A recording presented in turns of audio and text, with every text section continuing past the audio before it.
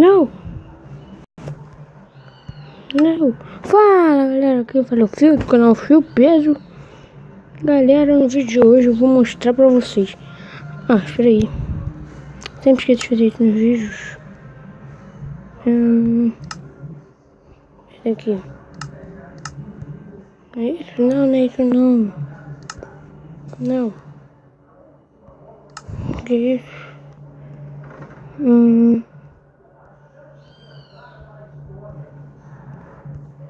Cadê?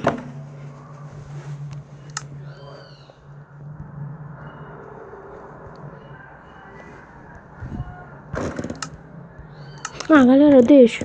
Eu vou falando por enquanto. Galera, nesse vídeo aqui eu vou mostrar pra vocês a verdadeira cabeça do... Como que é o nome dele? Iron Golem de gelo. Ele usava máscara, aquele negócio de abóbora, e eu vou mostrar pra vocês. Na verdade... Eita! Ficou muito pequeno esse negócio aqui. Caraca. Aqui. Não.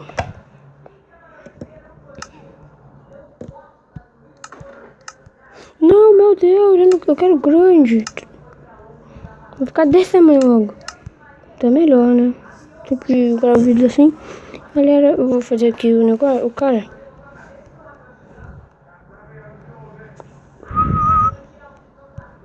Eu boto um bloco aqui.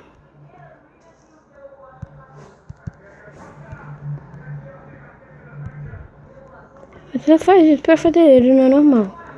Aí você bota isso, bota tesoura, bota cortar. Aí, galera, vai mostrar a verdadeira cara dele. Vem.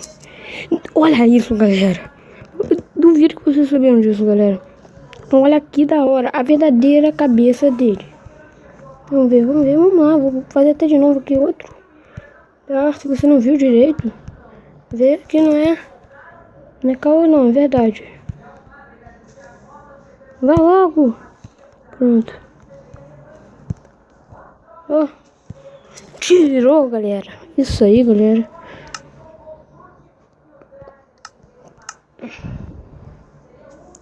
Tchau, galera. Sou por então. Tchau.